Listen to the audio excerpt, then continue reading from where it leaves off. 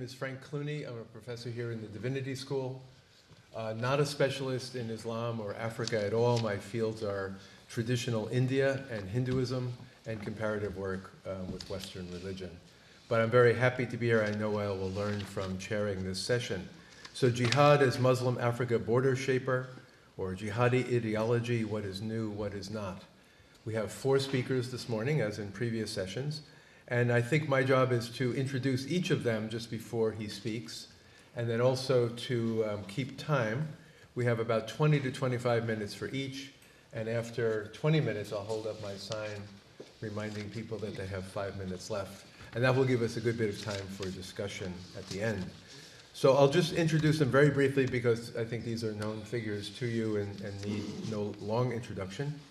Our first speaker will be William Miles, who is professor of political science at Northeastern University. He is a prolific author, writer, lecturer, teacher. We talked before and found that he's also been to India a number of, at least once, and we have that in common. Among his recent writings, his many recent writings, 2013, Jews of Nigeria, an Afro-Judaic Odyssey, 2014, Afro-Jewish Encounters from Timbuktu to the Indian Ocean and Beyond, and 2014, Scars of Partition, Post-Colonial Legacies in French and British Borderland. So without further ado, we welcome Professor Miles. Thank you, Frank, and again, thanks for accepting the overtime unpaid duty to chair on a Saturday morning. This morning I speak as a political scientist who, following in the Hindu tradition, would have been happy to be reincarnated as a geographer. And I speak as a political scientist, some of whose best friends are historians. And in that vein, I would like to thank Ousmane Khan, historien par excellence, pour m'avoir invité à ce colloque sur le Maghreb et l'Afrique occidentale. PhD in political science. With a PhD, okay. Well, bien précisé. So, the major takeaway for my talk today, which is especially good not for you, but for neophytes of Africa who came of age after 9/11. And that includes security analysts within the United States government who all of a sudden discovered West Africa for the first time. The major takeaway for all of them is that jihadists did not arrive in Africa with Al-Qaeda in the Islamic Maghreb, Akim or Acme. They didn't arrive first with Al-Shabaab. They didn't first arrive with Boko Haram.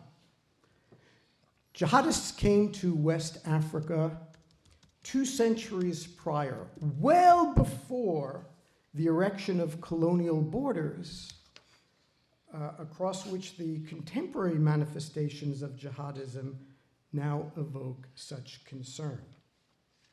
This is what I call the first wave of jihadism, trying to purify the corrupted version that leaders of supposed Islam at the time were practicing. And then a second wave of jihadism emerged during the colonial era itself, what I call the anti-colonial jihadists. Now we confront an anti-post-colonial wave of African jihad. For the political borders of Africa today are, to a very great degree, the same as the colonial borders against which the second wave jihadists revolted. Both previous waves of jihad have something in common with the third post-colonial wave of African jihad, and that is their spatial dimension and what I call the geography of jihad. Despite their differences, all 3 are border shapers, shapers of the borders of Muslim Africa, or would-be shapers of the borders of Muslim Africa. And it's only by taking into account the similarities and the differences of these three waves of African jihad border shapers, can we project scenarios of the future shape of Muslim Africa? So, 4 quick points about what I call jihad and geography. The first and the most important one is the notion of ummah, which I'm sure most everybody here is familiar with, that there should be a single polity of the Islamic world nation, and therefore non-Islamic based borders are illegitimate. Second point. Jihad in West Africa originally arose in empty space in peripheral regions between pre-existing African empires, some of which may have had a titular Muslim leader at the head, some of them which did not. Third point about the geography of jihad is the notion of the ribat, that is, fortified posts fortified by Muslim soldiers who protect jihadist space from what they saw as infidel territory. So even if our current notions of linear borders did not exist at the time, there did exist the notion of space which was Islamist and space which was pagan or infidel in the language as translated at the time, and that there needs to be protection between those two territories. And the fourth is that jihad therefore required governing land. So there is a very topographical notion to jihad in addition to the spatial one. During your keynote, Usman, you observed in talking about the transformation of Hajj over the years that nation-state control of borders and movement were very critical in changing and transforming Hajj. And you talked about the divorce between scholarship and Hajj in terms of who gave permission and who encouraged each of those two. And that unlike in the past where the two were very closely connected, they have been controlled by different instances of government. Now you all know how those instances of government in Africa are arranged today. And you are also aware of the heavily Muslim concentration in the Maghreb and West Africa. But note that these borders are the colonial borders that have been inherited with slight differentiation, particularly within French West Africa, which created out of one single unit, Afrique Occidentale, several independent nation states. But challenging the legitimacy of these inherited borders from an Islamist and a radical Islamist perspective gives you this. Jihadists do not imagine Africa certainly within the colonial framework of boundaries. And they do not imagine Africa in the absence of the Middle East and the Near East, and even Europe prior to 1492 and the Reconquista, when Andalus ceased being a heavily Muslim area. So we're talking about negation of colonial and post-colonial borders. And we're talking about cross-border activities by radical, violent Islamist groups such as AQMI, which operate here in the, as you see, cross borders for AQMI, for Boko Haram, and I'll even throw in a little East Africa here of Al-Shabaab. This gives you a sense of where violent activities have been taking place. And I just want you for now to pay particular attention to this bubble, this big bubble of Boko Haram's locus of activity, which I think will be the subject of one of the papers on this panel.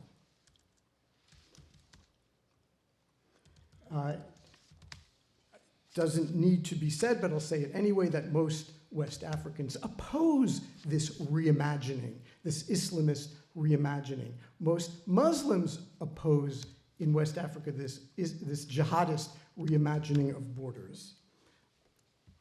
But still, we have to take it into an account. And we also need to take into account the links between jihad and globalization, one of the other points that you made in your keynote, Usman. Jihad is a response in part to globalization. Whether you follow Benjamin Barber's notion of this as jihad versus McWorld, or whether you follow Thomas Friedman's take on the same phenomenon, the Lexus and the olive tree, but each of them show that globalization has impacted Muslim areas, including West Africa, I'm adding here, in ways that speak to the loss of roots, historical roots, religious roots. And there is a local defense against this imposed globalism as they see it. And there is offense against the secular borders within which the Maghreb and even to a greater extent West Africa has been encased or imprisoned. And therefore, trans-border action, militant action, is necessary to redefine these irreligiously created and defined territories. Operationally, if not ideologically, these actions connect Africa to Europe, to North America, to the Near East and to the Middle East, not on the basis of what capitalist globalization would have it, mercantilist trade, but rather out of Islamic motivations. Now, every movement, the most pure or the most violent, needs to finance itself, and this map shows part of the ways in which that is financed in a global manner. So, pushback comes in the form of counterterrorism. The TSCCTP, I never can say that correctly, Trans-Saharan Counterterrorism Partnership, led by the United States, but that brings together the West African nations, which happen to be Muslim majority, who feel most threatened by what these terrorist jihadist groups are doing in West Africa and the Maghreb. And this particular operation that you're seeing is one which Senegal was hosting. So if you don't mind my moving back in time, let me just show you a little bit about the pre-colonial jihad and make a couple of, 5 points. In this first wave of pre-colonial jihad, where, as I said, black African Muslim elites and followers are trying to make better, are being forced to become better Muslims. By the creation of a Dar al-Islam in West Africa, areas under true Islamic rule. Notice that these are crossing what are future colonial borders, because these colonial borders didn't yet exist. And my particular interest happens to be this one, where Ousmane Danfodio launched the Sokoto-based conquest of Hausaland, which there you had between what has become the borderland between Niger and Nigeria, at the time, empty space, which was negating attempts by two competing Hausa, one more Fulani Hausa than the other, negating their limits of authority. Again, pay attention, try to make a marker, a mental marker of this location. One of the great recent books that talks about this and the Western versus African notions of space and time within the colonial context is this work by Camille Lefebvre, translated as Borders of Sand, Borders of Paper. History of the territories and borders from the Jihad of Sokoto to French colonization. And her major point is that the spatial changes which these jihads brought about were not ethnically based. They were more political than ethnic. So an overlaying of politics upon jihad even then.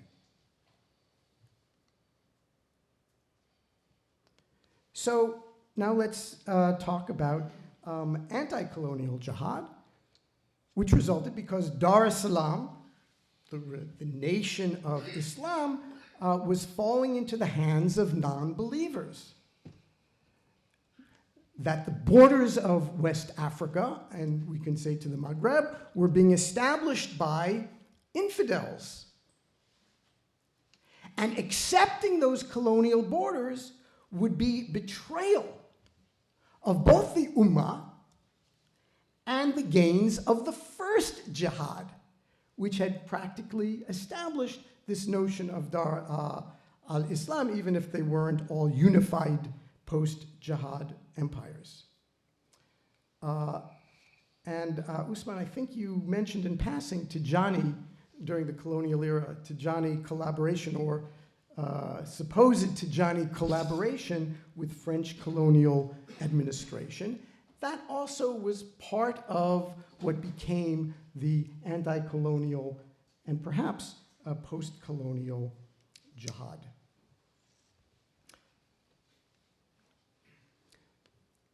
So this is the map which shows the successful attempts, at least for a time, to negate the new European established borders of Africa.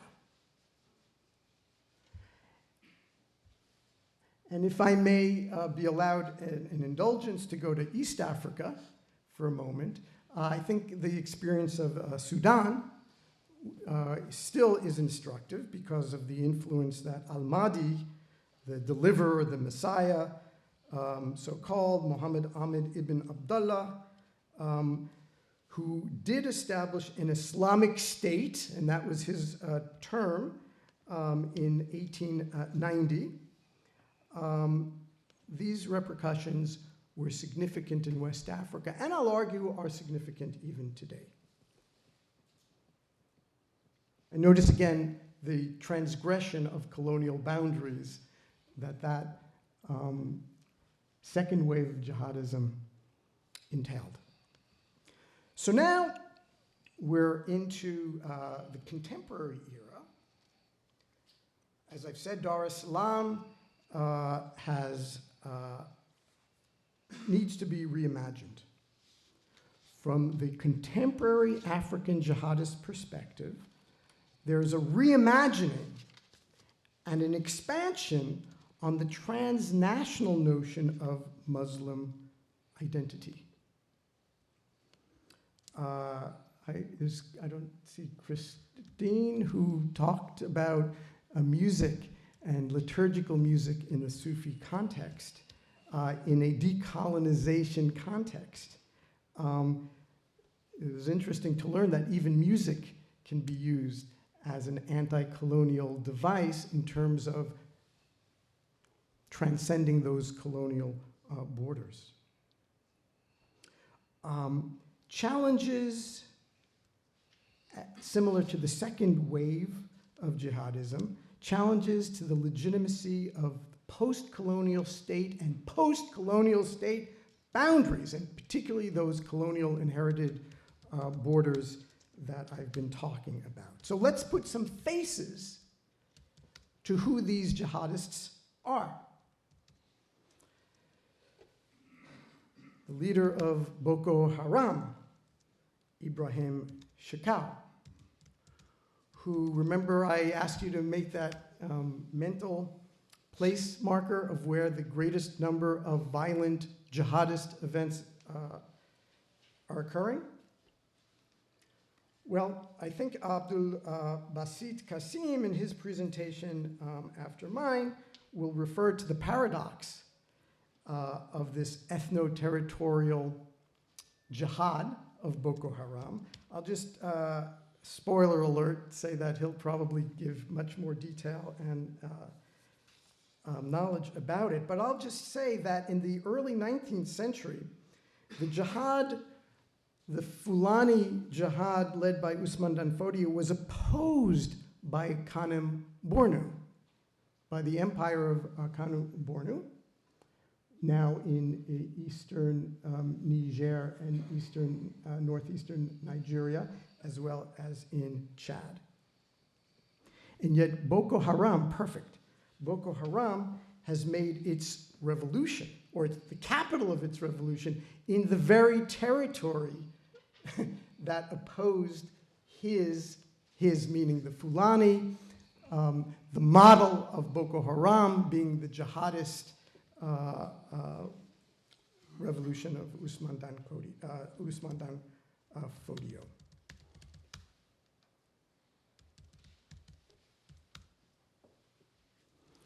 Al-Qaeda in the Islamic Maghreb, led by Abdelmalek Drukdel, also is trying to dismantle those colonial era boundaries in the name of jihad. But these modern, contemporary African jihadists really are standing on the shoulders of earlier ones, the Mahdi from Sudan in the lower left, Samori Touré, well known to historians of African jihad. So I never, as I come to my conclusion, even before the 3-minute marker comes up, I never like to leave with such faces. I prefer this face of a young Arab scholar in primary school in the village where I've done most of my research in Niger. In Muslim Africa, as elsewhere in the Islamic world, the tension has long existed between the Ummah, the idea of a single Islamic nation worldwide, and the reality of the post-colonial nation state. In post-colonial states with Muslim majority populations, the tension has become increasingly acute. The transnational Islamist critique goes as followed: why should such states exist separately at all? Why should they be divided by international borders? They are, after all, arbitrary creations of European powers and European power. This is one of the few anti-colonial theses that have united such otherwise disparate actors as Saddam Hussein and his Ba'ath Party, who went to war to reunite Iraq with Kuwait, illegitimately divided by the British,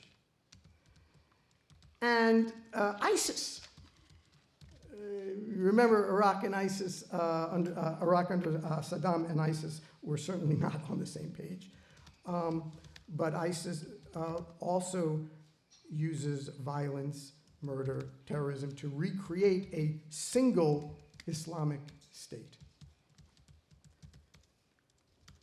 So, This is the ideological, theological, and geographical conundrum that self-consciously Islamic but politically moderate Muslim leaders in Africa have avoided for 60 years now. How to reconcile the ideal of the Ummah with the reality of inherited colonial boundaries. So perhaps the time has come to address the colonial elephant in the Muslim African room. Within time?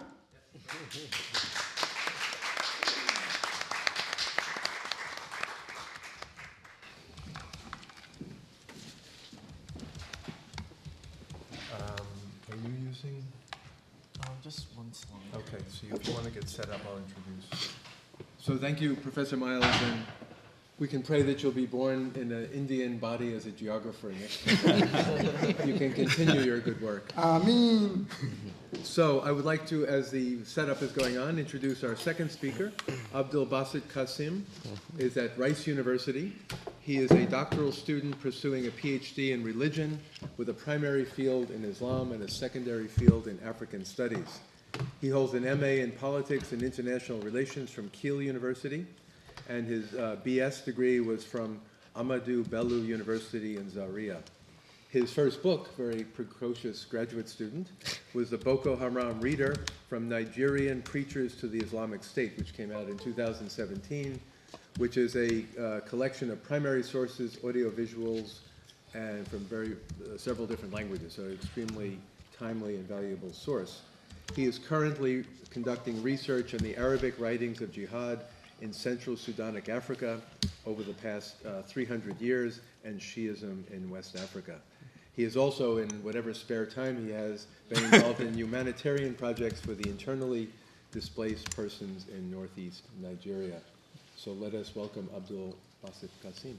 And are you ready to go? Good morning, everyone. First and foremost, I want to thank Professor Usman Khan for giving me this awesome opportunity of presenting my research here at the conference.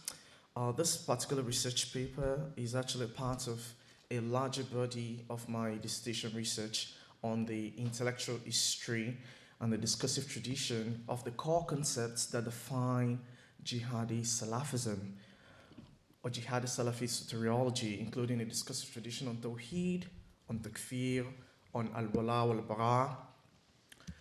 So this particular, research is actually, for my research, I'm actually assembling all the major works that the Muslim scholars in Central Sudanic Africa have written on the issues of Tawheed, on the issues of Takfīr, on the issues of Al-Wala wal-Bara, on the issues of Hakimiyya, and on the issues of Jihad.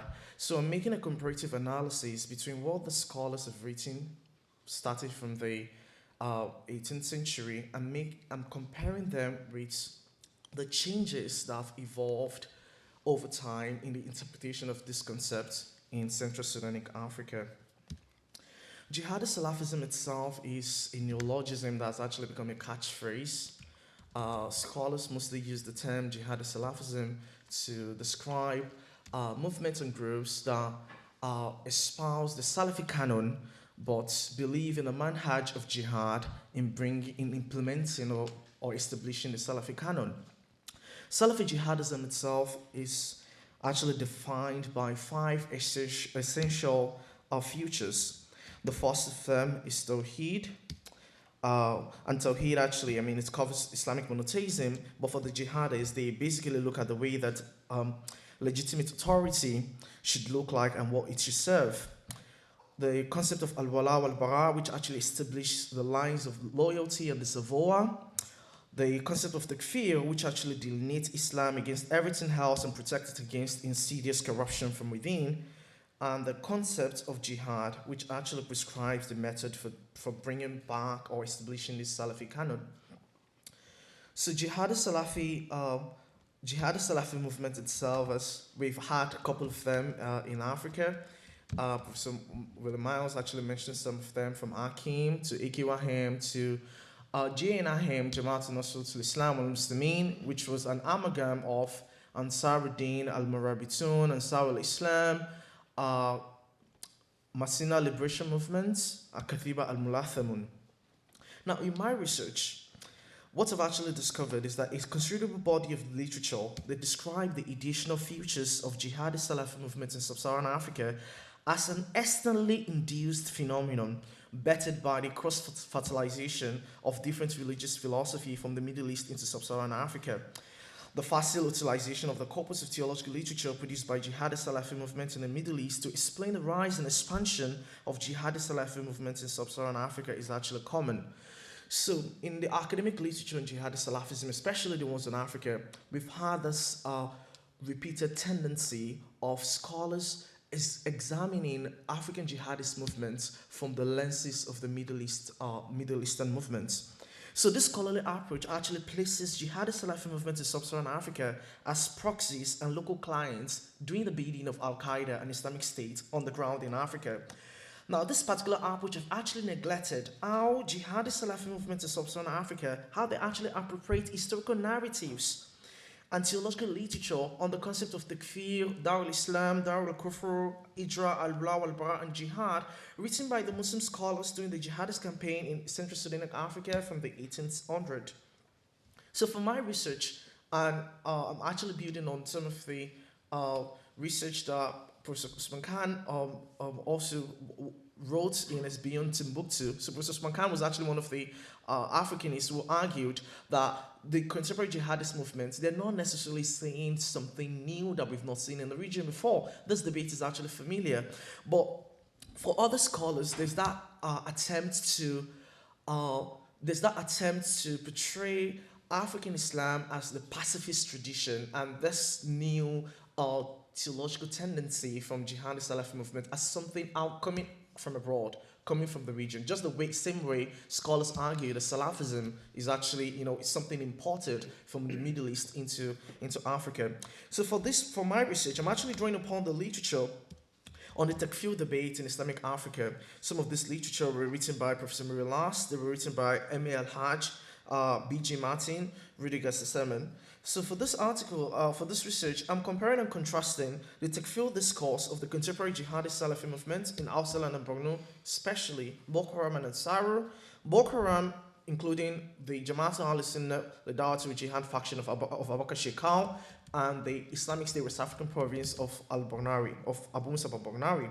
So I'm comparing and contrasting the Takfīr discourse of this group with the Takfīr discourse of the 19th and 20th century in Hausaland and Bornu. So my research actually shows that although Jihadi Salafi movements such as Boukhars and Ansar often cite theological literature of Middle Eastern scholars to legitimize the campaign and to boast their scholarly credentials, the sociopolitical and religious milieu that gave rise to the policies of acquisition of unbelief evolved from local religious contestation on the theological debate on who is a Muslim, a debate whose historical precedent dates back to the 19th and 20th century in Hausaland and Bornu. So for the first phase of my research, which I commenced last summer, and this summer I went to Nigeria to also continue the research, I tried to gather all the major works of Muslim scholars in Central Sudan, Africa, all their major works on Tawheed. I used the letters or the compilation of the Arabic literature in Africa, the Central Sudanic Africa volume, the one that was compiled by Jim Homing, and together with Professor Mohammed Sani Humar and Dr. Ahmed Boboy. So I look at the literature and I selected the literature that actually talks on the issue of Tawheed, on the issue of Takfīr, on the issue of Al-Wala al-Bara, and I try to make a comparative analysis that, okay, the scholars writing during this particular period, what did they say about Tawheed? How did they explain Takfīr? What do they say about Al-Wala al-Bara? And how has this interpretation, how has it changed over time? And the major reason I embarked on this research was actually for two major reasons. The first is that the more I worked, in my first book, I actually worked on the primary sources of Boko Haram from 2006 to 2016. So while I was working on this project, I was so startled by the way the Boko Haram try as much as possible to appropriate this historical legacy for themselves. And unfortunately, most people also say, well, Boko Haram is part of that inherited intellectual heritage of Danfodio. It's just a continuum. And then I argued, well, it's not necessarily a continuum because there's some things Boko Haram is saying that is new. Like, for example, Takfīr al-Havir, Takfīr al-Musalsal, and so many other new additional dimensions that you don't see in the literature of the past scholars. But also there's some similarities. I mean, so looking at these nuances, the similarities and the differences. So the concept of takfir itself, I gathered all this literature from different Muslim scholars in Central Sudan Africa. I look at the literature on Tawheed, the literature on al-Bara, the literature on Jihad, the literature on takfir. But for this paper, I will be focusing on takfir.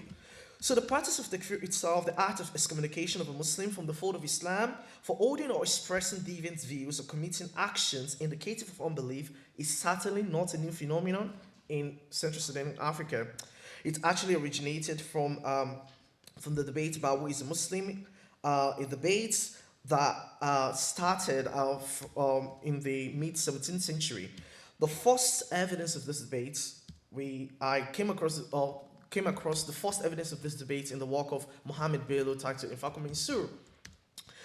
In Mohammed Bello's work in Infaqu Mansur, Mohammed Bello actually stated the first debate on takfir, which was the debate that took place between a particular scholar known as Sheikh Al-Bakri and a student known as Abdulbasit.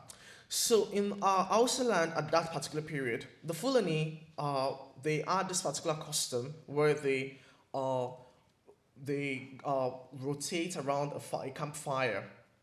So Sheikh Al-Bakri actually argued that that particular act itself is an act of kufr that actually expel a person from the fold of Islam. And Abdulbasit, who was a student, actually argued that no, that is not an act of kufr, that is a kabahir. It doesn't take a person out of the fold of Islam. So this particular debate was the first debate on takfir. But even going back before this particular period, the ulamas in Central Sudan Africa, they've actually written extensively on the issues of Iman, on the issues of kufr, on the issues of Tawheed, on the issues of al-halal wal-haram.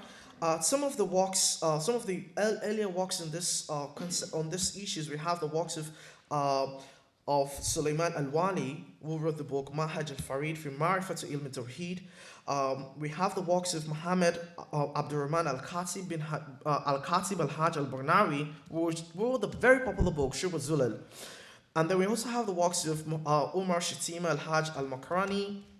We have the works of Khatib Abdurrahman Al-Yamini Al-Ajrami, Urujuz al-Kufr al-Iman. Now, what is common in all these works that the scholars actually wrote, what is common is they dedicated most of this work to the denunciation of astrology, to the explanation of God's creation of the world, and the clarification of the actions that are permissible and not permissible.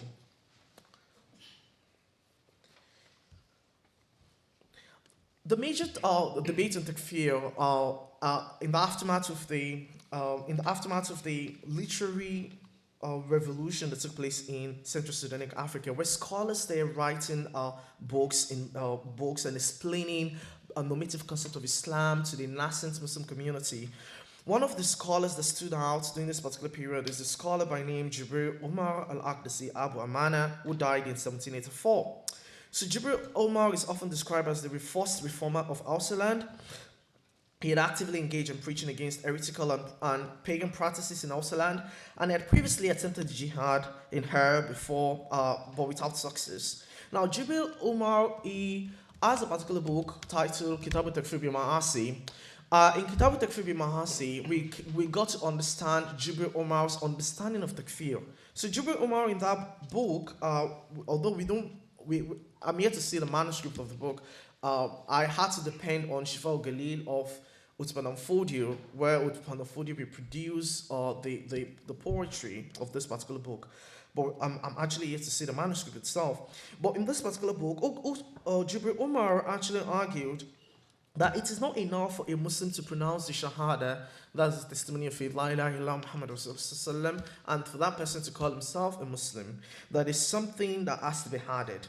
And for Jibril Umar, he actually argued that everyone who pronounces the double declaration of faith in God and His Messenger should be regarded, not everyone who pronounces the double declaration of faith in God and His Messenger should be regarded and treated as a Muslim and as part of the people of the Qibla, unless the declaration is accompanied by an understanding of the meaning of the declaration and a complete rejection of the habits and custom that existed in the Jahiliyyah period.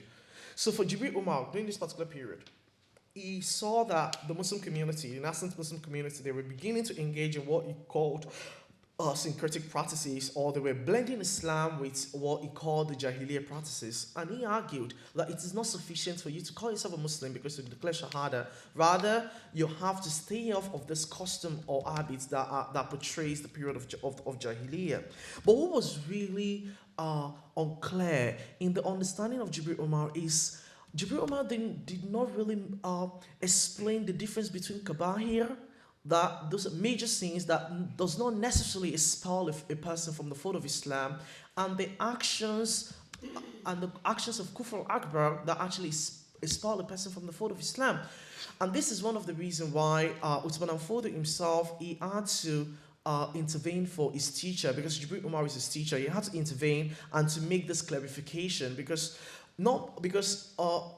some other scholars during this particular period, they accused Jibril Umar of having Khawarij tendency, because it's Khawarij that actually make Takfīr on Kabahir.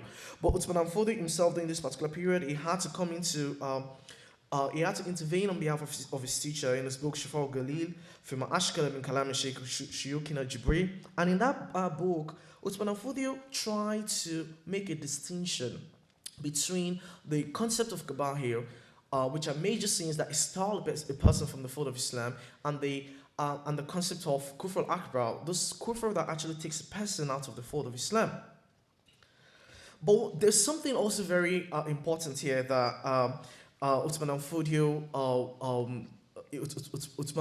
al-Fodi actually introduced, which this particular concept was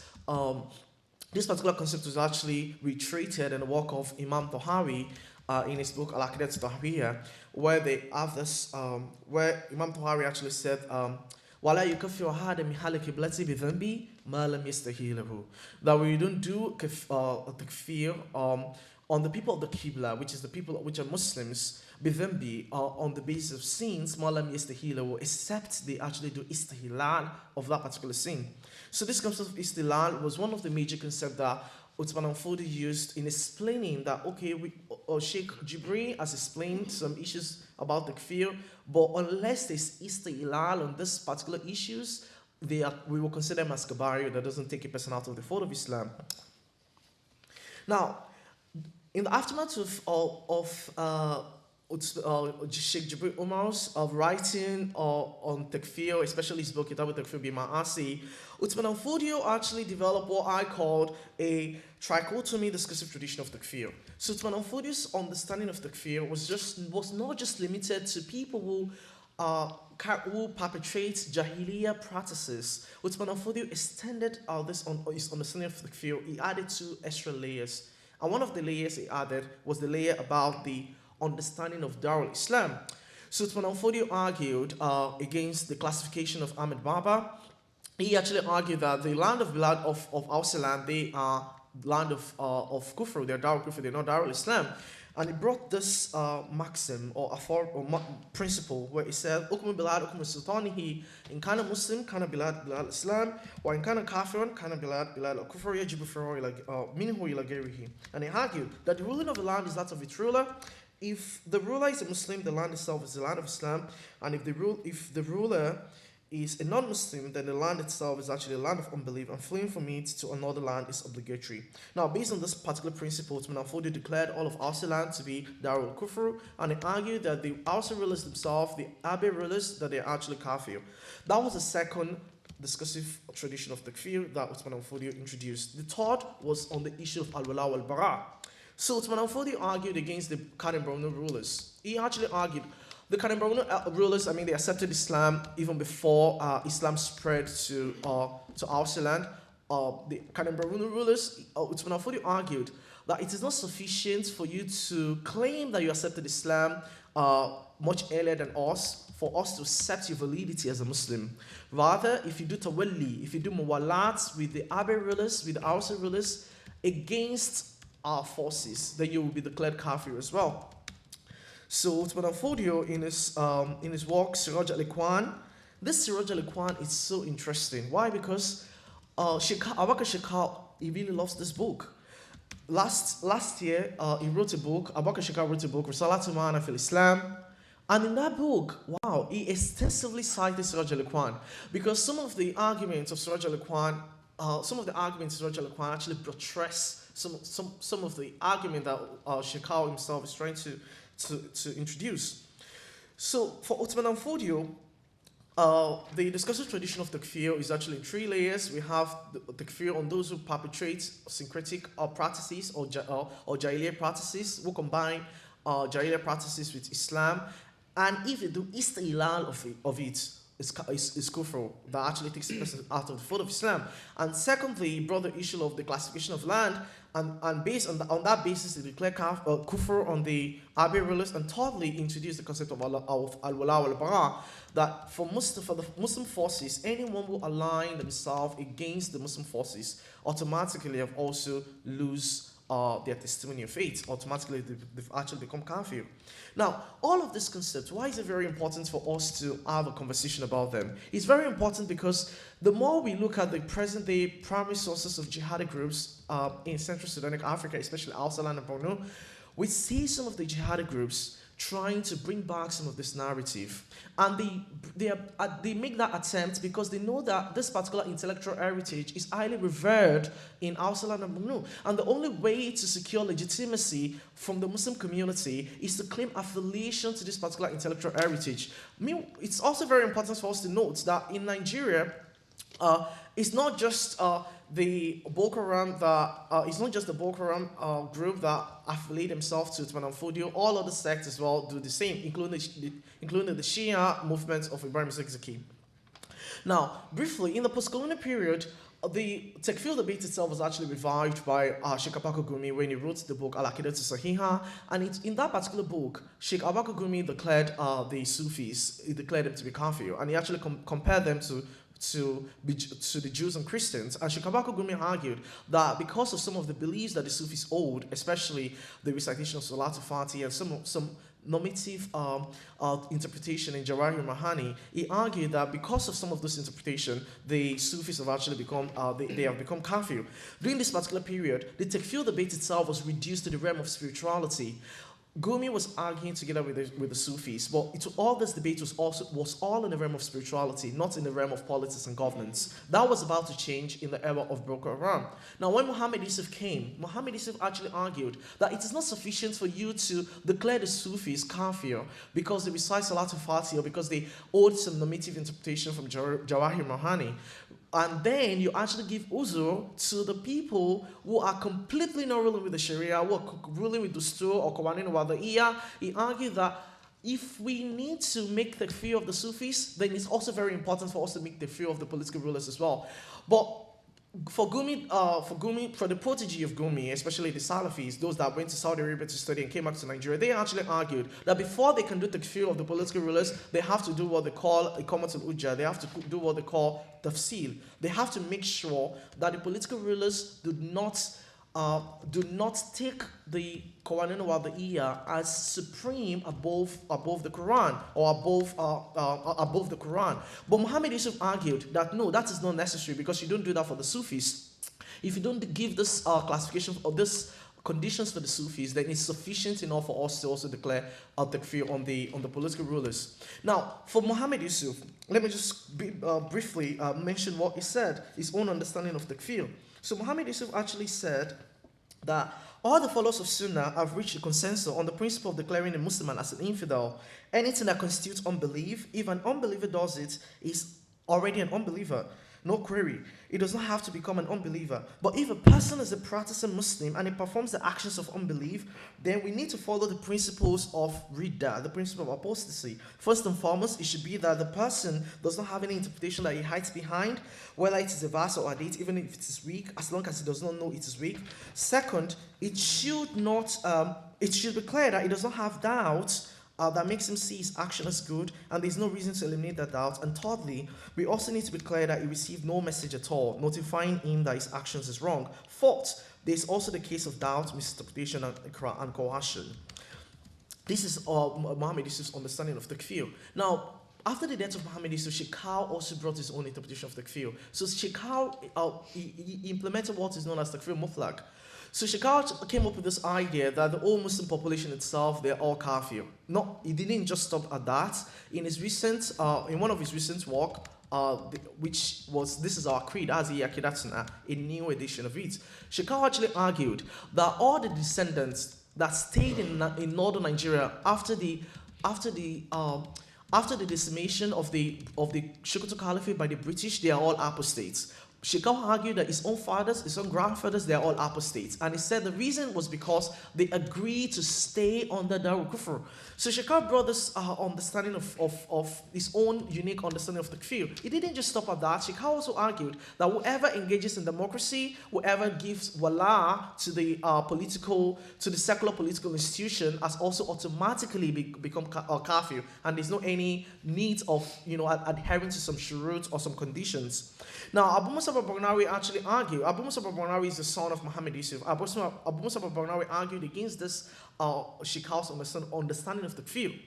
So for Abu Musab al-Barnawi, so this is the way this is the difference between, I think I will stop here, the difference between Abu Musab al-Barnawi and Shekhar's understanding of Takfīr. So, secular political leaders, soldiers of the Nigerian army, and members of the civilian JTF. The civilian JTF is the local vigilante group in Northeast Nigeria fighting against Boko Haram. Now, Abu Musab al-Barnawi and Abu Musab al-Barnawi faction is the Islamic State in West African province, and Shekhar's faction is the Jamaat al-Solidarity with Jihad. Now, these two factions, they are the major faction of Boko Haram at present. These two factions actually agree that the political rulers, the soldiers of the Nigerian army, and the members of the civilian JTF, they are all kafir, they are all infidels. They have an agreement on this issue. Now, Abu Musab al-Barnawi and Mama Noor, it's unfortunate actually, because Mama Noor himself was actually killed on August 21st. Mama Noor is one of the leaders of Boko Haram, and he was actually killed by the members of Boko Haram. So Mama Noor Abu Musab al-Barnawi actually, they do not issue takfir on Muslims who do not view these actors as kafir. They actually argue that they excuse the Muslims that this particular civilian JTF political rulers, they cannot be declared they are kafir, but the Muslims cannot be declared as kafir if they do not view these people as kafir. Rather, the Muslims need to be told, they need to be taught that these people are actually kafir, and if they still insist on not seeing them as kafir, then the Muslims population itself will be seen as kafir. And lastly, I'm going to end there. And lastly, Shekhar himself actually has this very weird understanding of takfir al-adhir. Shekhar brought this understanding, which is actually encouraged in the theology of Khawarij. Shekhar brought this understanding that if I declare Abu Musab al-Barnawi and Mama Noor as kafir, if other people do not view them as kafir, that person has also become a kafir. If the person, so he has this musalsal, this takfir musalsal, and we don't see this actually in the discursive tradition of takfir that in the pre-colonial, in the literature of the pre-colonial Muslim scholars. So in a nutshell, this research is still an ongoing research, and I'd actually love to receive any recommendation or advice as I make progression in this research. Thank you so much.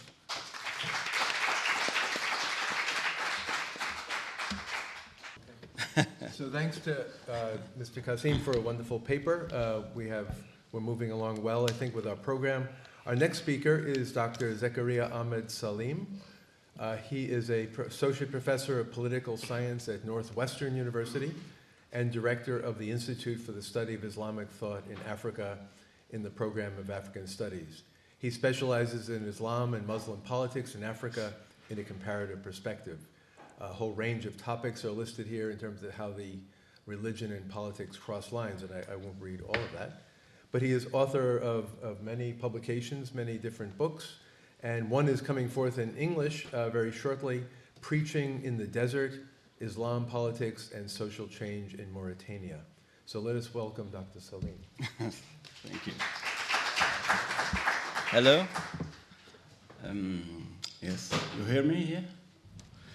Thank you very much I'm very grateful to be here. Thank you really, Usman, for inviting all of us here for this wonderful gathering.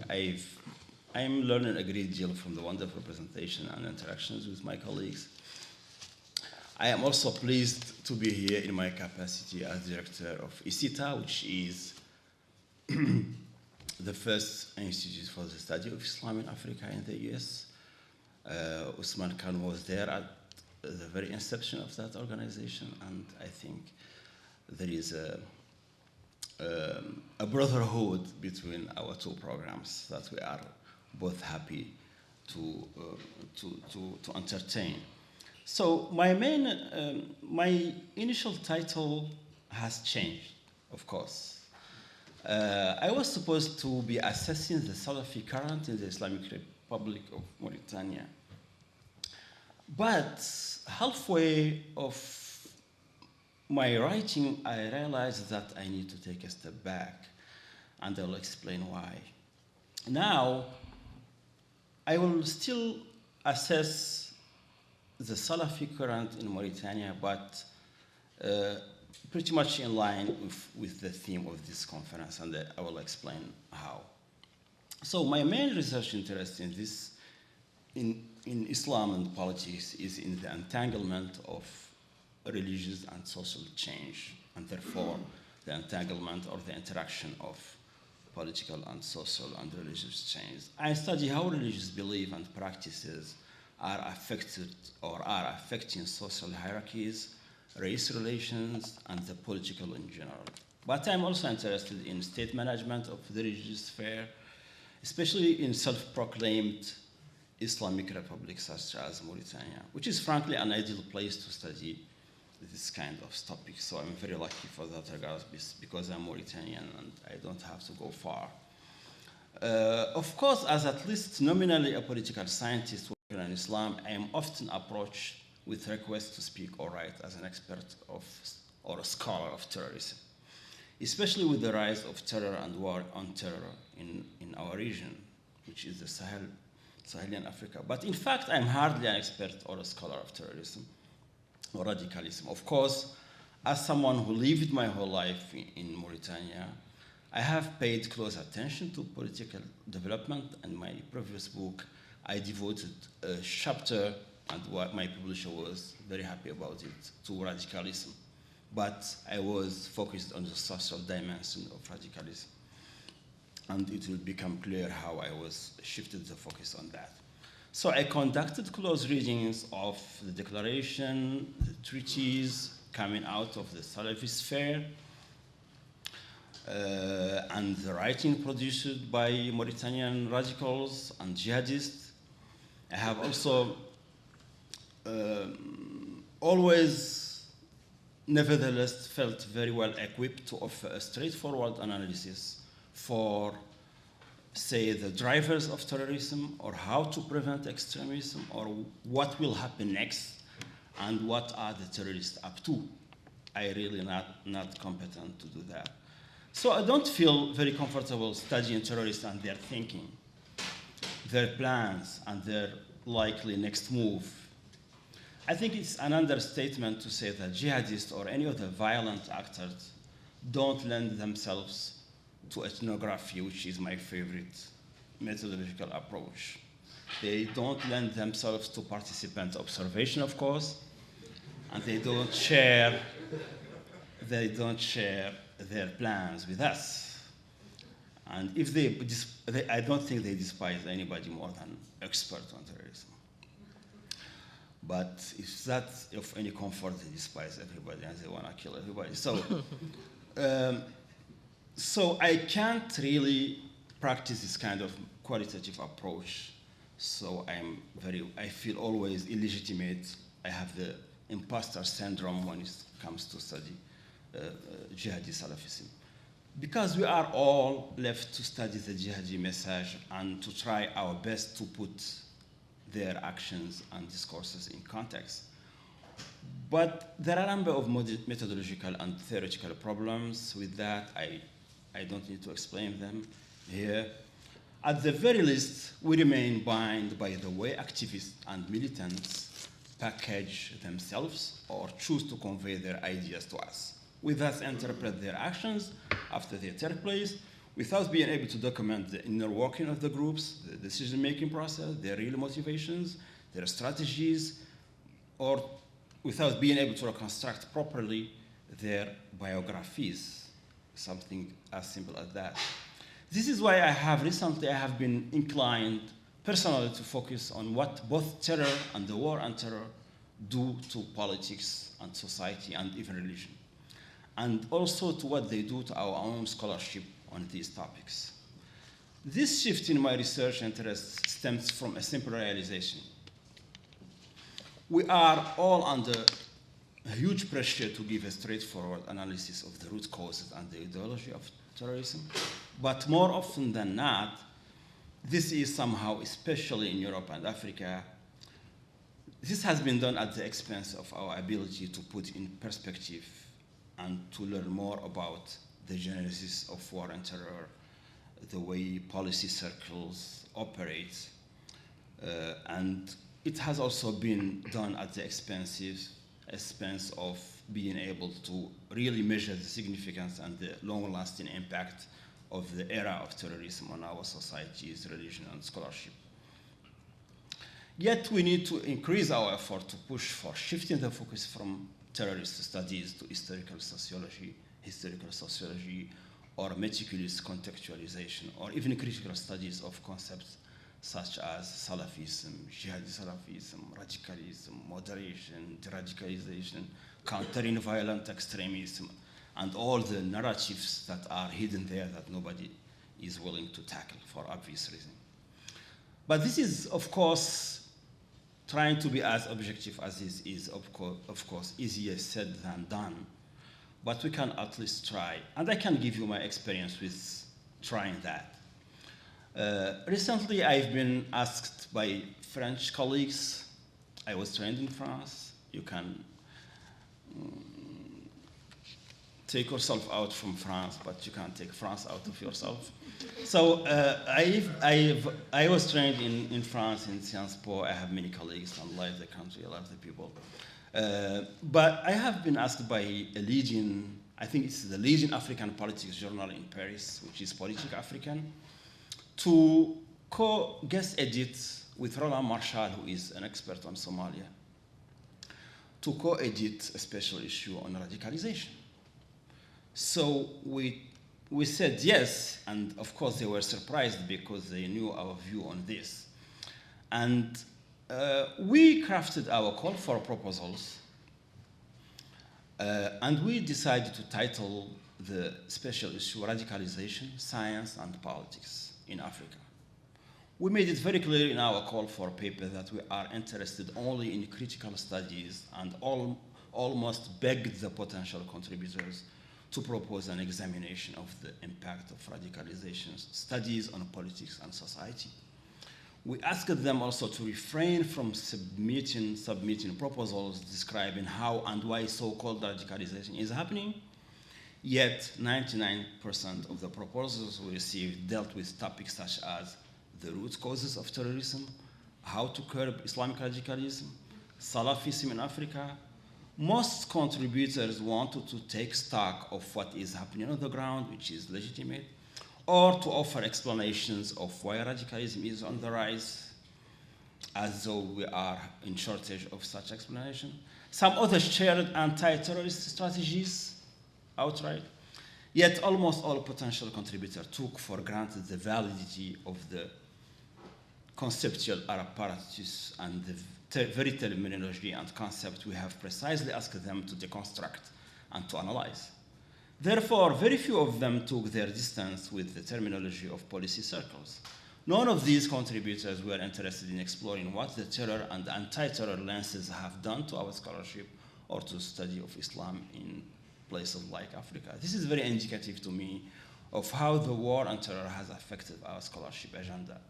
The special issue is now out, but we were able to find only 4 papers and 4 authors were willing to take a step back and to reflect on the usual approaches in order to complicate our research questions and methodologies of research. With this in mind, in this presentation, which is very much a work in progress, I've been still working on it this morning. I hope to be able to address partially some of the important questions Professor Usman Khan raised in the call for this conference, namely how to assess intellectual connections between West Africa and North Africa and beyond, meaning the Arab world. Specifically, I will try to ask the question that frames this particular panel, which is what is new and what is not in terms of extremist ideologies.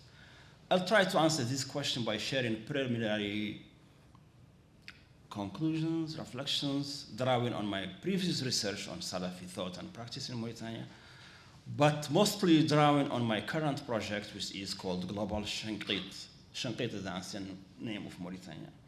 I think for the last 2 days, we've heard Mauritania in almost every single presentations. Maybe not on the one in musicology, because we're not good musicians, maybe. But Mauritania was ubiquitous in all the presentations. And it's a very powerful place in terms of Islamic scholarship, and this is a historical term. So my project is to analyze the global circulation, influence, and trajectories of Mauritanian scholars abroad and in and beyond the Muslim world. So I draw on these 2 research findings in order to argue that the success of Muslim scholars from West Africa in Saudi Arabia doesn't transform them in champions of Wahhabiyya, of Salafiyya. And reading my colleagues, William Miles' paper, he just mentioned a fact,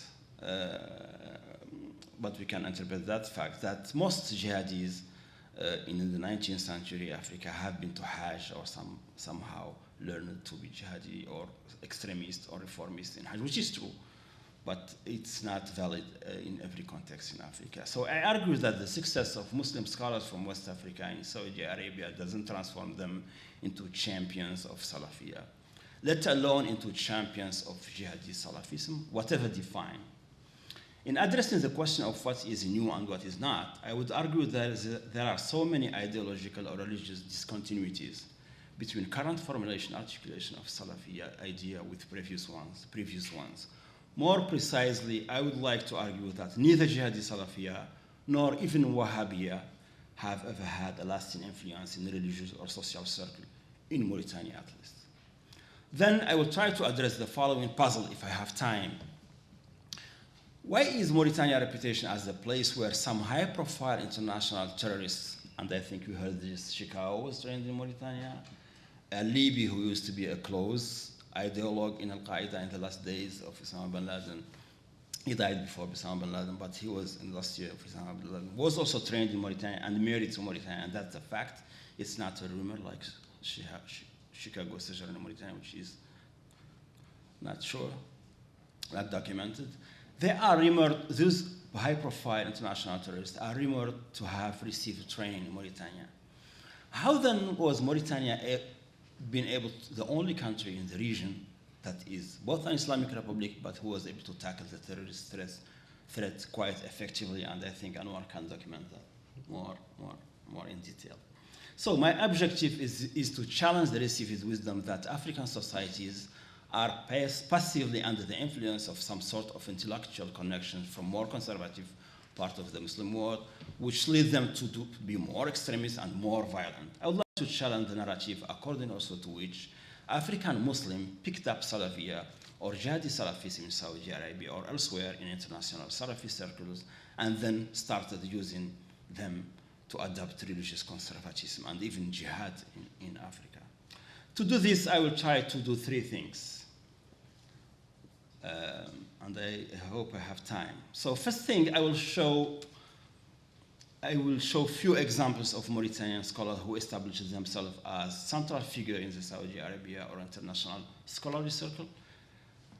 But I'll show that they never really entirely converted to Wahhabiyya or outright Jihadi, Salafiyya, etc. They were never enthusiastic importers of the Wahhabi ideology, contrary to what we think about African scholars based in Saudi Arabia. I can identify actually only 2 intellectuals who really went to Saudi Arabia, came back to Mauritania, and tried to stick to the Salafi Wahhabi script. And I will explain why those 2 particulars were able to do that, even though their impact is now very, very thin. Second, I will show that the first modern day Mauritanian jihadi are not outright Salafi. Although they are accomplished intellectual and Islamically trained individuals, they never preached Salafiyah openly or even in their writings. They were nevertheless actively involved in international terrorist groups such as Al-Qaeda, and at a very, very high level, as you will see. Third point, maybe, if I manage to get there in time, I'll have enough, if I have enough time, I'll offer a partial account of a short-lived experience of jihadism in Mauritania and how religious powers, including Salafi ones, worked closely with the government in order to undertake a very unique experience of de-radicalization, religious de-radicalization, and also bureaucratic de-radicalization. So, global Mauritanian scholar in Saudi Arabia, I focus here only on people from Mauritania, internationally in the Muslim world known as Shanaqita, as they are called in Saudi Arabia also. In Saudi Arabia, you have Muslims from all over the world, of course, including from West Africa, but I focus only on Mauritanians here. In the scholarship, the majority of them is labeled as merely a bunch of Wahhabi converts who couldn't resist the pressure of the Saudi establishment to renounce to their Maliki mazhab and their Ash'ari creed and theology, or their engagement with Sufism. So I'd give some examples that run against that received wisdom in few papers devoted to these scholars. In reality, the vast majority of influential ulama who flourished in Saudi Arabia resisted firmly the full conversion to Wahhabiyah, and sometimes confronted their Saudi peers about it without paying any price at all. So the majority of these ulama were trained in Mauritania, maybe that's an important factor, before going to the Hajj. All of them were originally trained and raised in scholarly families belonging to the Sunni Maliki Ash'ari complex, as we call it. Of course, this was very easy before the Saudi clan or Saudi family took over. Back in the early 20th century, it was very easy to be anti-Wahhabi because the Ottoman, under Ottoman rule, especially with the Hashemite prince who used to run the Hijaz, where Mecca and Medina are located, was fiercely anti-Wahhabi for a simple reason. They were at war with the Saudis who were based in Majd. Back then, West Africans have settled in Medina and Mecca, as Usman Khan has shown us yesterday. Back then, the Hijaz was ruled by the Hashemite Hussein bin Ali, fiercely opposed to Wahhabiyah. So being anti-Wahhabi was very trendy, and this is a big payoff. But we have documented this period, which is very interesting, and always feel very odd to hear somebody preaching anti-Wahhabiyah openly in Saudi Arabia at any given time. So this is very recent, fairly very recent in historical terms. This is the early 20th century. And we have a very detailed account given by somebody from Morocco.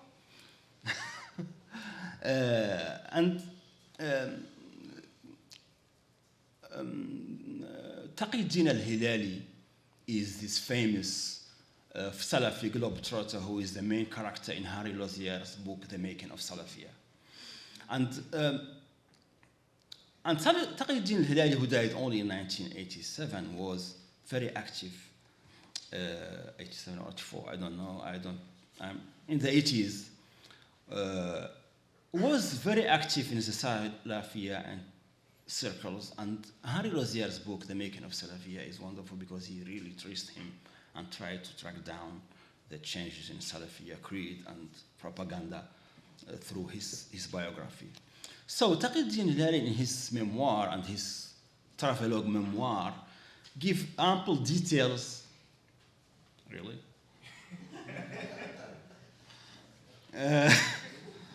Okay, he gives ample details about his dealings with a certain Mayaba, Muhammad Habibullah Mayaba, who is the brother of the famous or infamous, if we are Tijani, author of the famous or infamous anti-Tijaniya Salafiyya, Muhammad al-Khadir. So Muhammad Habib Mayaba is very influential. He is well liked by Hussein Ali the Hashemite, and he was teaching in the Mecca mosque, and he was very established. The Mayaba family moved from Mauritania because they thought that the French presence in Mauritania in 1905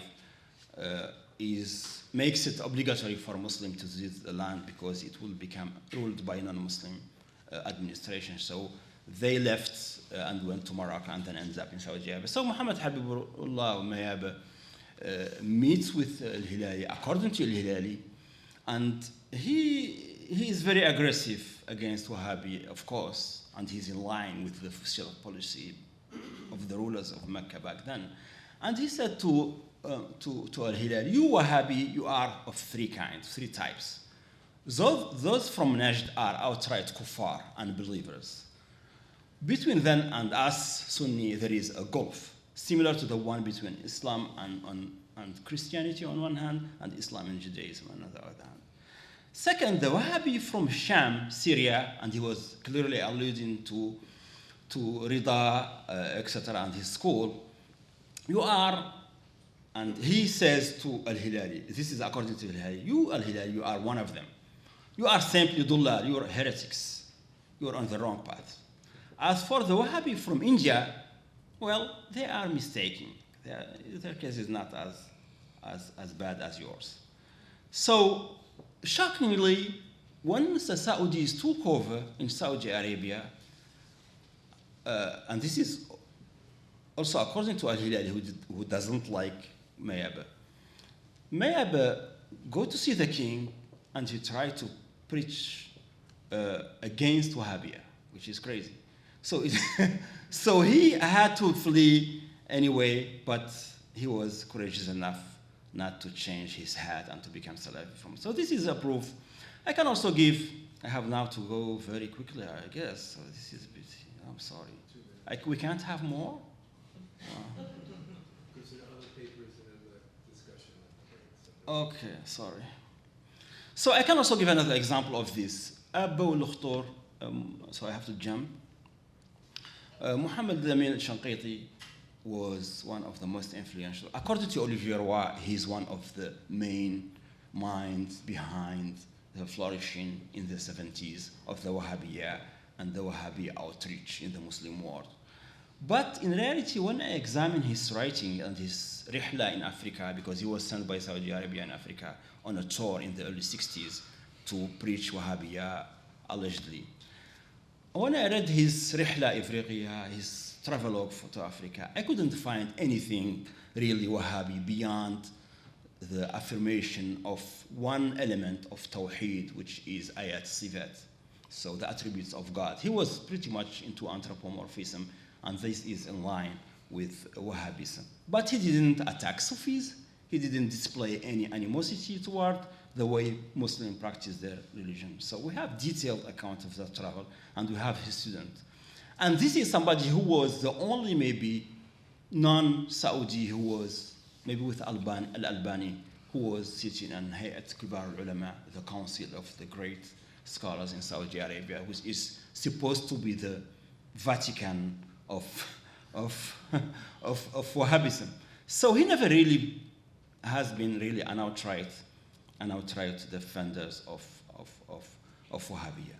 Even in contemporary time, two living persons, Abdullah bin Bayya, whom you all know maybe, this is the guy Barack Obama quoted before the General Assembly of the United Nations as very ecumenical, very in favor of peace and dialogue between civilization. He also is the one who is behind the training of Hamza Yusuf and he's a mentor of his, etc. So he's a very influential global Muslim figure today. He lived from 1978 to 2005 in Saudi Arabia. Taught, time is up. I'm so sorry. So I was too ambitious. Huh? You can talk to her in the coffee break. So I can just jump to the other structure. So I give a number of examples, but two persons who are unknown in the historiography of Saudi-Mauritania relationship are, I am trying to excavate one of them. One of them is already known, Al-Hajj Mahmoud Ba, and another figure called Majike. These two persons went at a different time to Saudi Arabia, but they are coming from a lower lineage. They are not coming. One of them is a blacksmith, one of them is a Fulani from a very poor family, and both of them came back, one in the 50s, to open schools and to really attack established families, Sufi families like the Tal families. Majike established, even created a Salafi institute in Mauritania, in Kifa, which I visited last year. So he was very much present, but they were attacked, they were vilified, etc., even though they were backed very strongly and by Saudi Arabia. They were never able to be legitimate because they come from a lower caste, I would say, and they were never able to really influence the public sphere in Mauritania. So I don't have the time to answer that puzzle about how Mauritania was able to curb terrorism, but I think, Anouar, please talk about that. Thank you. So, I'm sorry. No, thank you very much to Professor Salem for opening up so many doors and so many more things to talk about. But we do want to continue and then have a few minutes for discussion before the coffee break. So our fourth and final speaker today is Professor Anouar Boukhars, who is a professor at McDaniel College. He's a non-resident scholar at Carnegie's Middle Eastern program, and at McDaniel is a professor of international relations. He was a fellow at the Brookings Doha Center. He's a very well-published author, including the 2010 book, Politics in Morocco, Executive Monarchy and Enlightened Authoritarianism. He's also a co-editor of a number of books, including 2013, Perilous Desert, Sources of Saharan Insecurity, and the list goes on. So let us give maximum time to Professor Boukhars to talk. All right, thank you. All right, so morning.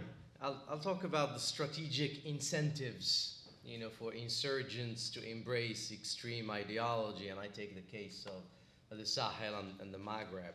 So one of the nagging questions about this persistent wave of insurgencies, in the Maghreb Sahel region, is that they continue to be characterized, they continue to be defined by extremist ideologies.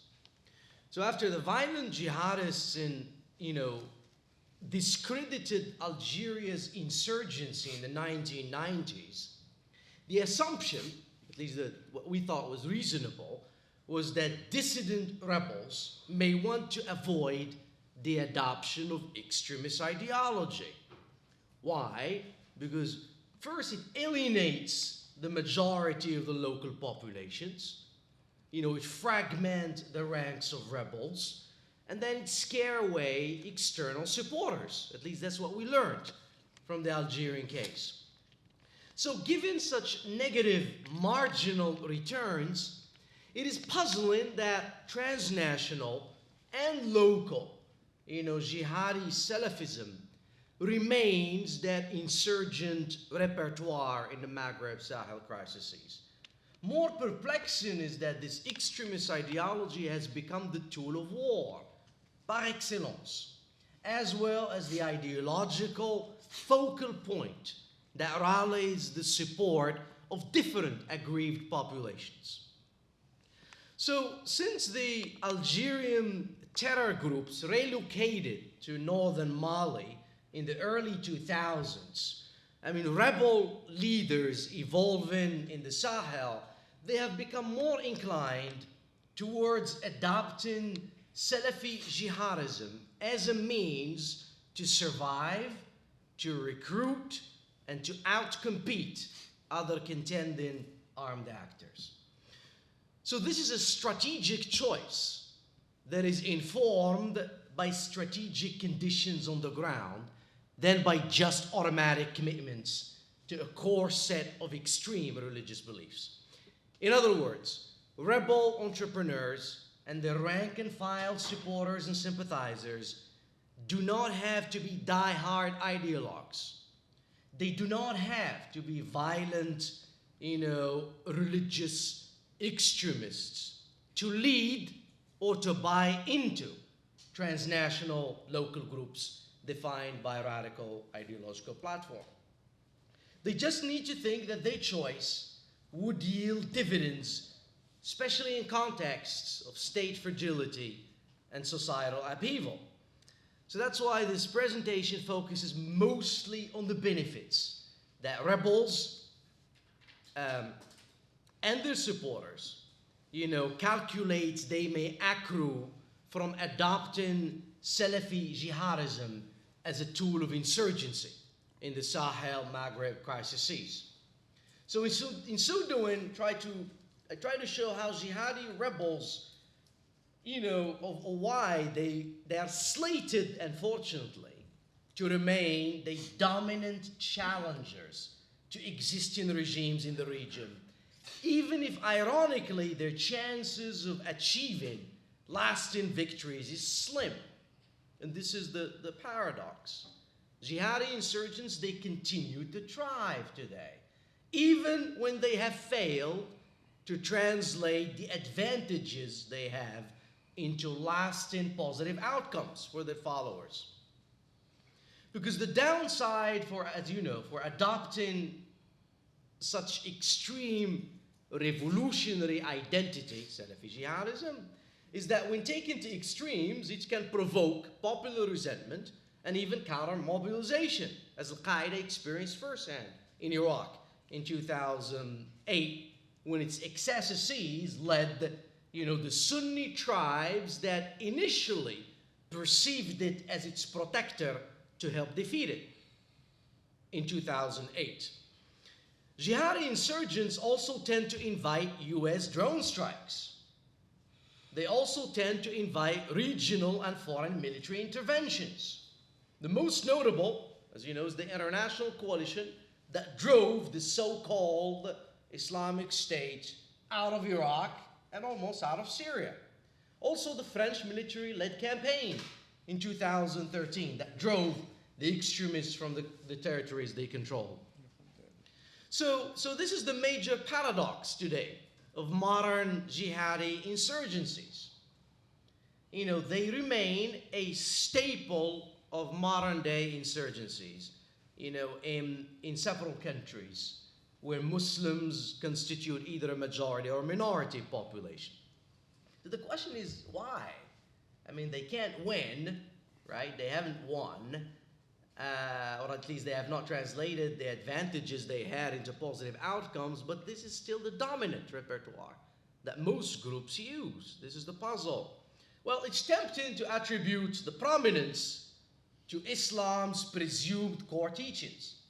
It's tempting to attribute this prominence to the natural inclination, of the most pious for a violent reading of religious texts.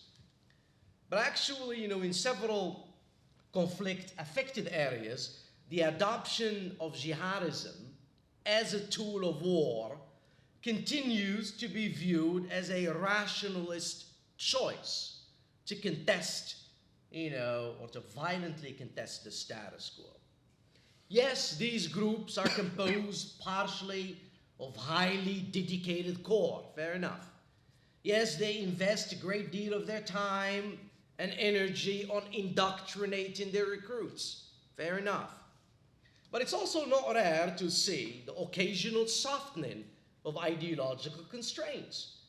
We have seen them tweaking their ideological messages to fit the dictates of particular circumstances here. So in some contexts, religious ideology intermixes with ethnicity, with opportunism, with shady criminal activities. So it's therefore more analytically sound to analyze jihadi groups such as ISIS and other groups in the Sahel as revolutionary actors that just happen to be religious. You know, whatever the case anyway, Salafi jihadism remains the only available form of radical revolts on the market today. To use Olivier Roy's famous expression, this Islamization of radicalism, it forces us to rethink why the discontented, why the marginalized, why the repressed have found in jihadi ideology the right paradigm to guide their rebellion against the system. But unlike Roy, his assertion that contemporary jihadis, as he says, are motivated only by the nihilistic destruction of the status quo. I mean, I argue that rebels adopt Salafi jihadism because it offers the promise, you know, of imagining alternatives to political and social systems that are deeply corrupt and that are deeply unjust, certainly in the Sahel, but also in parts of the Maghreb. So as the case of the Sahel and the Maghreb demonstrates, in environments that are pervaded by bad governance, that is, you know, that are pervaded by intense inter and intra-group tensions, individuals and groups, they tend to embrace any group out there that can offer them assurances of survival and also, you know, of profit when possible. In other words, people join rebel groups and alliances based on relative power calculations. This does not mean that shared identity does not factor in individuals' considerations. I mean, of course it does. That's why one of the reasons why jihadi ideology intersects with ethnic, sectarian, and social status configurations of society. You know, as you do brilliantly in your book on Mauritania. For example, both Ansar Din and Mujah, the movement of oneness and jihad, they emphasize radical Islam as the main founding block of their groups. But when it suits their purposes, they don't hesitate to appeal to race and ethnicity to recruit. I mean, in the case of Mujah, the group initially tried to distinguish itself from other groups whose sociological makeup is Arab by initially styling itself as defender of black African identity. So when the group ended up itself being a constellation of mostly Arab tribes, it quickly repositioned itself as a protector against the untrustworthy other, the untrustworthy ethnic other, in this case the Tuareg. So the key here is the emphasis on protection and capability, as Mujah and other groups, they know full well, especially in the Sahel, that alliances are not primarily driven by a shared repertoire of religious beliefs and community identification. In fact, an appreciable number of the rank and file, you know, cadre of these jihadi groups base their choice of alliances first and foremost on tactical necessities driven by security considerations, fear, the fear of the other, the fear of the state, and also of opportunism, which is greed. And I think the cases from the Sahel and the Maghreb, they lend credence to this thesis, which argues that there is a strategic logic behind the alignment and the ideological choices that insurgent leaders and their followers make.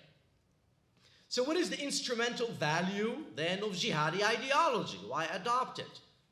Despite the drawbacks that I talked about. You know, it invites drone strikes, it invites international interventions. So in the cases when you have competing warring groups, in the cases where you have ethnic and religious fractionalization, and a history of state misrule, the basic challenge of rebel mobilization, how do you mobilize, how do you recruit, is the collective action problem. Because individuals' natural inclination is to free ride conflicts, especially given the high risks. I mean, and the costs of participation. Why would you join a radical group knowing that, a drone might take you out? So insurgent groups, they try to mitigate this collective action dilemma by different things, jihadi or otherwise, by providing selective material benefits, protection, money, social services, so that they recruit you. But extremist groups have the added advantage. They do offer these things, the protection, the money, and social services, but they use ideology wrapped in religious ideas to motivate, to coordinate, and to retain the recruits. In fact, several scholars have shown how armed jihadi groups, they instrumentalize, or they instrumentally emphasize those virtues of faith and self-sacrifice, in redeeming the suffering and the humiliation of the target communities, those that they want to recruit. So extremist ideology helps rebel leaders kill two birds with one stone. Barbara Walter wrote a brilliant piece on this in the context of the Middle East. She showed how violent extremism helps draw the most devoted recruits on the cheap, minimizing both the collective action problem, and she also says the principal agent problem. Principal agent problem arises because rebel leaders, they struggle to control the behavior of their soldiers on the ground. So the assumption is that the most dedicated recruits are usually the most loyal fighters. And this is very important in contexts when you have rebel competition, like the Sahel, when you have several switching sides, when you have several realignment of alliances. This is more the norm, as you know, than the exception. So when you have fractured environments, extremist groups can also become appealing to moderate individuals, as they appear as the only group able to fight and as the only group able to follow on their commitments to reshape state-society relationships. This is very critical in the early phases of conflict. Why? Because the recruits that tend to flock to groups, usually are the most dedicated ones, and they have the potential to win. They have a fearsome reputation for enforcing law and order. That's why it's no coincidence that an essential theme in the discourse of these jihadi groups today, is morality, it's honor and justice. These are well-known Islamic commodities that are repressed, exploited, discriminated against individuals and communities they desperately crave in the Sahel and in the Maghreb and elsewhere. So this reputation for ideological purity and justice also comes in handy in contexts where armed groups have tenuous connections to local communities. If you are an Algerian, how do you integrate yourself in northern Mali? So in context rife with competing factions, there are several competing factions that are aiming to recruit from the same population. Religious ideology and reputation for law and order is crucial to lure the most fervent believers and to rule the most risk-acceptant fighters. Remember, again, the first movers are usually high-quality rebels who create the impression that their armed struggle has a good shot at bringing about radical political change. Regardless of how extreme the ideology might be, the future prospect of radical political transformation, buttressed by this promise of immediate access to guns, to protection, to money, ends up luring even more moderate individuals into the orbit of jihadi groups. That's why jihadis have the advantage in the Sahel. Field case studies, including my own in the Maghreb's border areas, they have documented how in context of socio-political instability, the temptation for aggrieved individuals and communities to join armed groups that can defend them is high. Several of young Fulani people talked about it earlier. In the conflict areas, affected areas of Mali, Niger, Burkina Faso, Field studies, they reveal how for a number of young men, jihadi groups appear as logical allies in environments that are teeming with myriad armed groups. There are tons of armed groups there. Some of those armed groups are believed to be supported by abusive security services. So again, this demonstrates that the decision to join ideological group is primarily driven by relative power considerations. In the case of the Fulanis, young Fulanis, jihadi groups, they offer the promise that their armed struggle might yield, and they have a good shot at winning, of yielding an alternative socio-political model that is inspired by the ideals and the principles of Islamic law, in this case. Islamic law as it's understood on the ground, meaning justice. These are the commodity of what it means, social justice. So in the more immediate term, jihadi groups are appealing because they tend to possess enough fighting power. Remember, they have been successful at recruiting, those first die-hard fighters initially, and that's important when a group starts. So they're appealing because they tend to possess enough fighting power to help Fulanis defend themselves as well as compete over access to natural resources with rival factions, such as Bambara and the Dogon farmers in central Mali, the Dosak herders in northwest Niger. So stories abound about how jihadist appeals stem from their ability to fight, to provide security, and also from their ability to dispense harsh rule of law.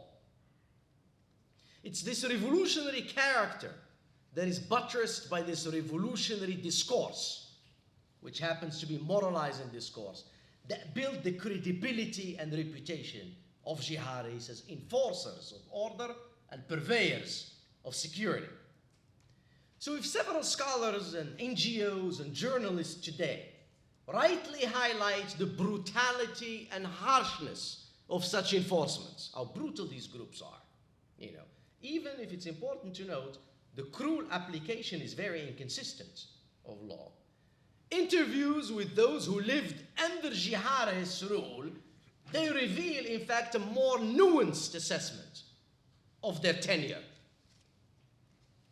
This helps explain why a non-negligible number of people today still turn to jihadists for swift justice and protection. Some, ironically, they long for the days, when AQIM controlled Timbuktu, when AQIM cracked down on criminality, theft of cattle, theft of motorbikes, when AQIM cracked on moral failures, as they see them, prostitution, alcohol, when AQIM enforced justice, however harsh that justice might be. That's why I said there is a nuanced assessment here. Because much of what we read is that, under AQIM and under Mujal, they dispense extremely brutal form of justice, which it was, but nonetheless, those that lived, interviews show, under this household, they have a very nuanced understanding of how AQIM ruled. Radicalism also serves as a branding strategy. Armed jihadists in the Sahel, and also in the Maghreb and frankly elsewhere, they have quickly learned that ideological purity and religious zeal, it can act as a useful branding strategy that differentiates you from rival groups. The case of Ayad al-Ghali here, is revealing. This guy, a Machiavellian, as you know, fixture of the Tuareg insurrections in Mali. According to several observers, al-Ghali's embrace of extreme ideology was determined by the fast-moving events that led to the January 2012 uprising launched by the secular nationalist movement Liberation of Azawad. And some of those that joined al-Ghali, I don't need to cite here the names, I don't have time, did not share the radical ideology he set for his organization. But for al-Ghali, adopting Salafi jihadism, was a good branding strategy that differentiated himself from the MNA, which didn't let him lead the group. Mujal has an even deeper ambivalent relationship to religion, this group. So in an environment marked by intense fear, by uncertainty, by competition among different insurgent factions, the leaders of Mujal, they understood that the embrace of radical ideology could quickly yield a critical early advantage in recruiting. Remember, those most dedicated fighters, the first one you recruit. Because you need those first dedicated fighters, tough fighters, so that you can build a winning force that can over time entice the support and acquiescence of the population you target. And the population often is religiously moderate. So as in the case of ISIS in Iraq and Syria, where religious zealots, they intermingled with aggrieved Arab Sunnis, including officers from Saddam Hussein's secular army, Mujal's rank, same thing. It saw a non-ideological wing intermix with a hardcore religious one. This cohabitation between these two helped explain why Mujal's application of harsh law was so inconsistent. So inconsistent.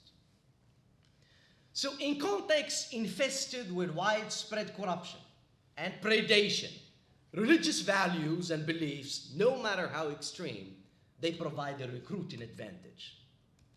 To sum up, the main argument is that the importance of radical ideology in the Sahel and the Maghreb, and as it, Walter shows in Iraq and Syria,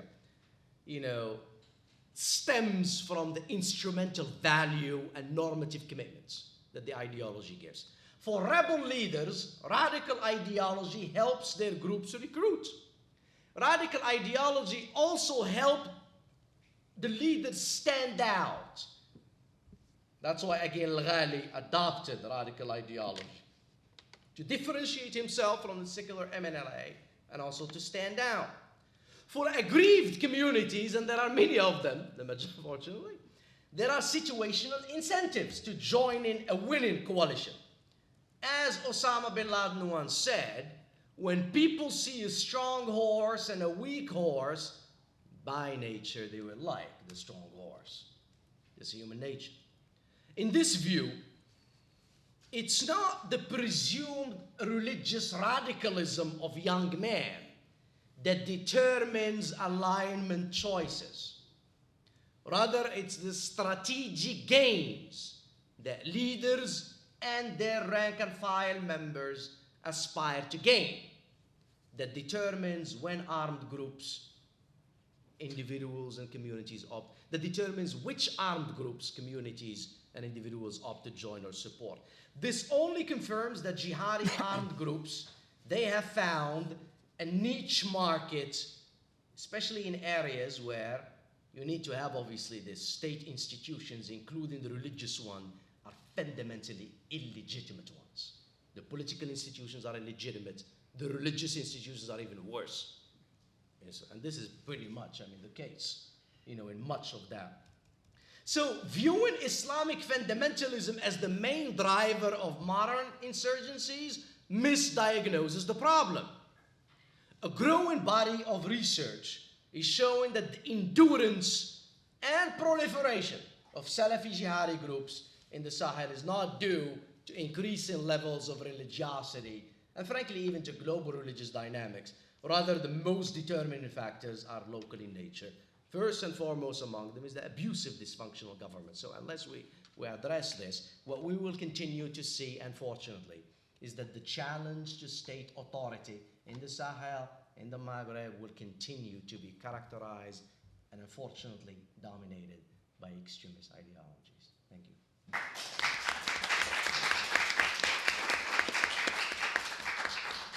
So thank you to Dr. Boukhars and to all four panelists for wonderful presentations. Usman, do you want to go into the break or take 10 minutes for questions? What do you want? I really want to ask one question. I have many other questions, but one to Anouar. Are you arguing that it's not the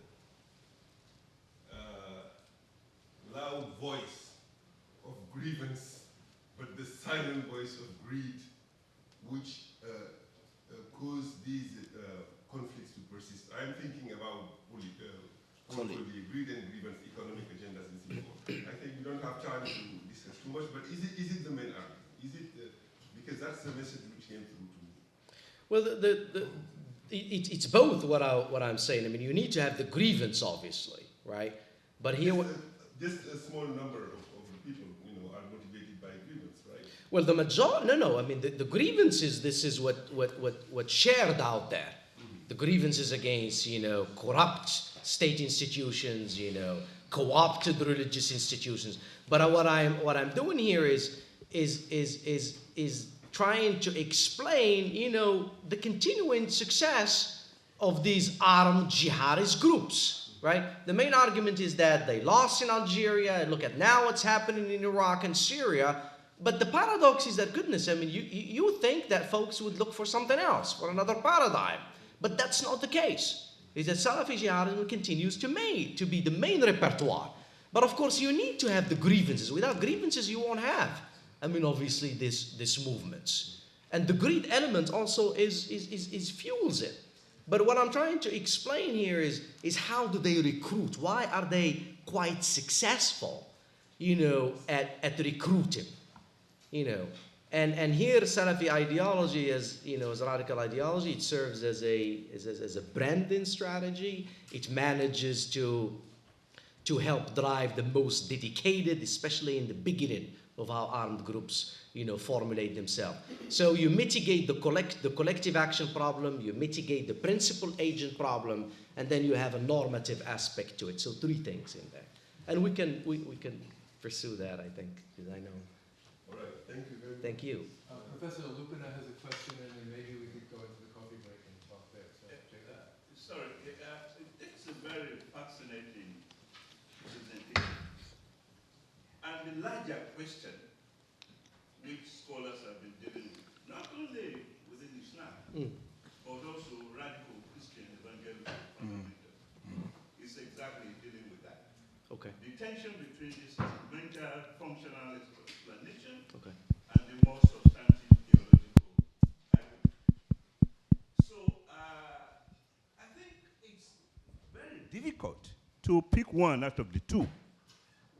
There seems to be the need to do a balancing act in the interpretation. Otherwise, even at the popular level, if you go to Nigeria and ask them about Boko Haram, there's a tendency for Muslims, called Muslims, to say, this is not about Islam. This has to do with instrumental, economic, political, the kinds of argument you are pushing. And then the non-Muslim will say, no, this is about Islam. So we need scholars like you to, not to solve the problem, but to use the word to put it in a more nuanced way so that we can have a better understanding of what is happening. It's a larger question in the study of religion. Thank you. All right, thank you. break? Yeah.